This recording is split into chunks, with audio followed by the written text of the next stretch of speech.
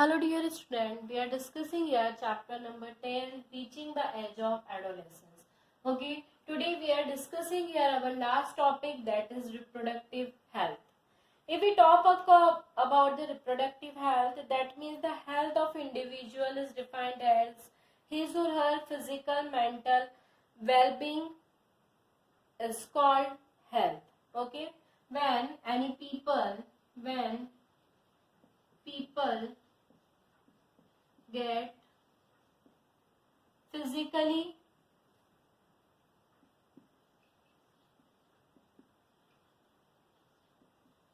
socially and mental well-being is called health, right? मतलब जब भी कोई व्यक्ति फिजिकली, सोशली या मेंटली अच्छा फील करता है तो उसको हम क्या कहते हैं, हेल्थ बोलते हैं. अगर हम हेल्थ की बात करते हैं तो एडोलेसेंस पीरियड ऑफ टाइम, मतलब रिप्रोडक्टिव जो फेज होता है उसके अंदर हेल्थ की और एक हेल्दी लाइफस्टाइल की बहुत ज्यादा जरूरत होती है. एक प्रॉपर न्यूट्रिशन की, प्रॉपर हाइजीन की, फिजिकल एक्सरसाइज की, मेंटल ट्रेनिंग की. ठीक है, ये सारी गुड हैबिट्स का होना बहुत ज्यादा जरूरी है. ठीक है, उसी के बारे में हम डिटेल में पढ़ेंगे. अगर हम बात करते हैं कि कोई व्यक्ति फिजिकली, मेंटली या सोशली अच्छा है, दैट मीन्स उसके अंदर क्या क्या चीजें की नीड होती है उसको हेल्दी रहने के लिए. The first thing that is nutrition.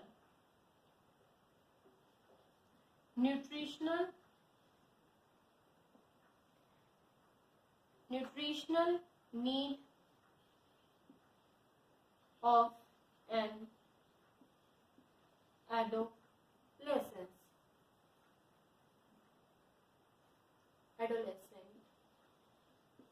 If an adolescent required a balanced diet for this age group, we know that the diet, which consists proper amount of all essential nutrients like carbohydrate, fat, protein, minerals and vitamins, sufficient for the normal growth and development of body, is called balanced diet.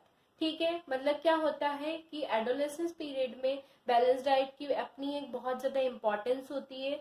वो diet जो proper amount में जितने भी nutritive element होते हैं, वो carbohydrate हुआ, fat हुआ, प्रोटीन हुआ, मिनरल हुआ, वाइटामिन हुए, जब एक नॉर्मल ग्रोथ करने के लिए बॉडी के डेवलपमेंट की जरूरत होती है, उसी को बोला जाता है बैलेंस डाइट. बैलेंस डाइट की अगर हम बात करते हैं, इसकी हेल्प से हमारी बोन्स, मसल्स है ना, और जितने भी बॉडी पार्ट होते हैं वो प्रॉपर तरीके से, प्रॉपर अमाउंट में न्यूट्रिशन को लेके बहुत रैपिड ग्रोथ शो करते हैं. ये जो होता है एडोलेसेंस टाइम में डाइट, यानी हमको प्रॉपर अमाउंट में कार्बोहाइड्रेट यानी शुगर, सीरियल्स है ना, बटर, घी, जो फेट होते हैं एनर्जी के लिए जरूरत होती है, मिल्क, मीट, नट्स, पल्सेस, ये सब हमको ग्रोथ देने का काम करते हैं. फ्रूट, वेजिटेबल्स, ये सब हमारी बॉडी के लिए बहुत नीडेड होते हैं. इन सब चीजों की हमारी बॉडी को क्या होती है, जरूरत होती है.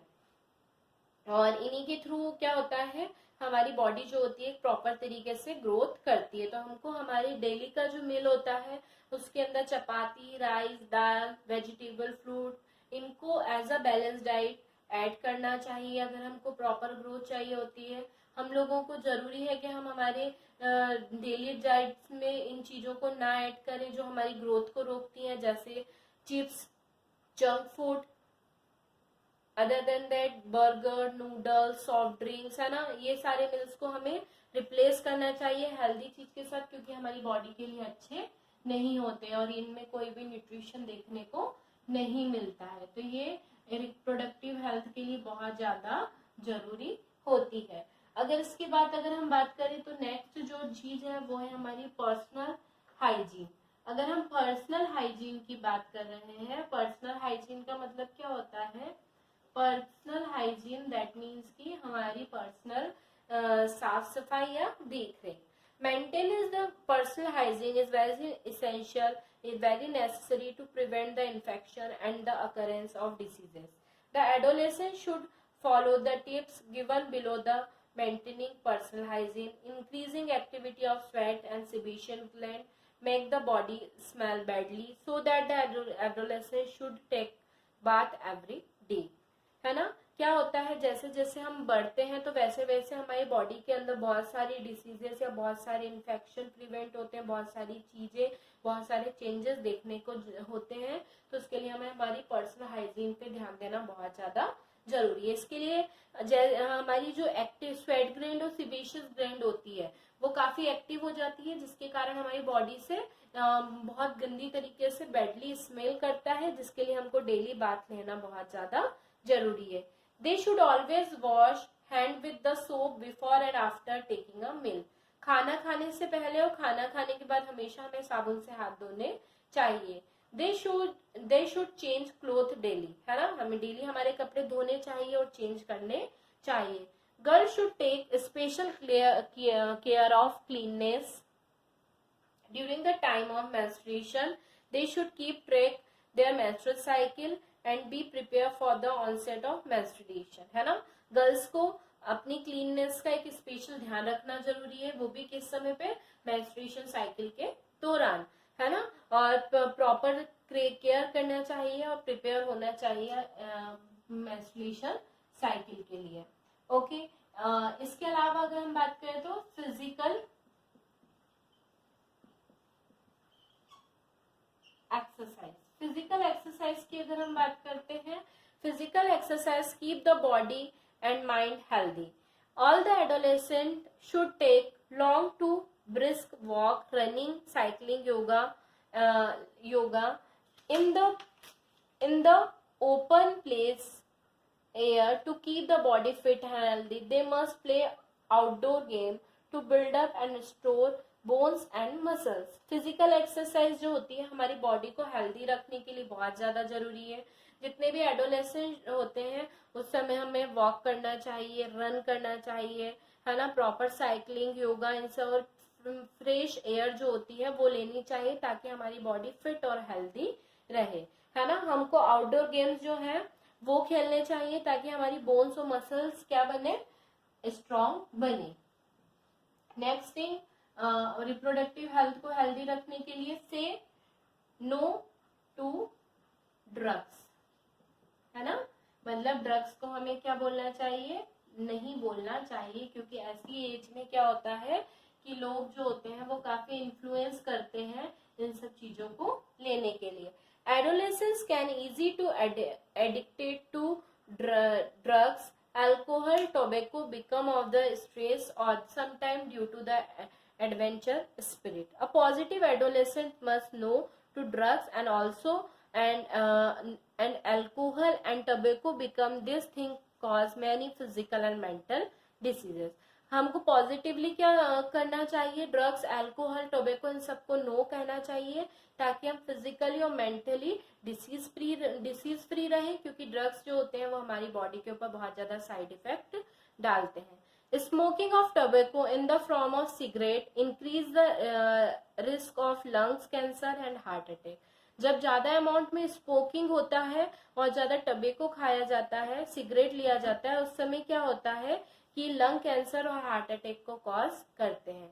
Tobacco chewing lead to oral cancer. Tobacco chewing जो होता है वो ओरल कैंसर का कारण बन सकता है. अल्कोहल और अल्कोहल रिलेटेड ड्रिंक्स लेने से हमारा नर्वस सिस्टम डैमेज होता है. इसके अलावा हमारा स्टमच, लिवर, किडनी, इन सब के ऊपर भी इफेक्ट या अफेक्ट होता है.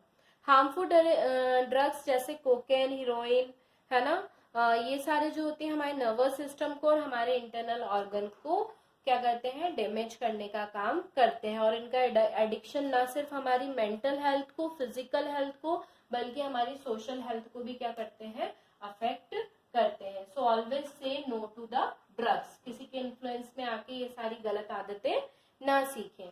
और इसके साथ ही हमारी reproductive health, nutrition need, adolescence, personal hygiene, physical exercise, से नो टू ड्रग्स, इन चीजों का ध्यान रखना बहुत ज्यादा जरूरी है. Okay. So the last topic that is AIDS. So we are discussing here about AIDS. What is AIDS and how it is very harmful for us. If we talk about AIDS, AIDS means acquired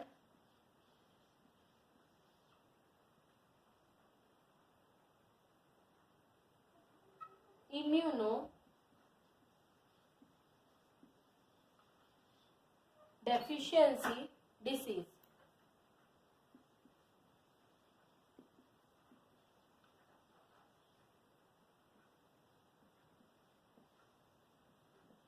okay, AIDS means acquired immunodeficiency disease, है ना। किसके कारण cause होती है ads? Caused by HIV। किसकी वजह से होती है? HIV की वजह से देखने को मिलती है, जो हमारी इम्यूनिटी के ऊपर अटैक करते हैं और हमारे अंदर बहुत सारी चीजों को कॉज करते हैं।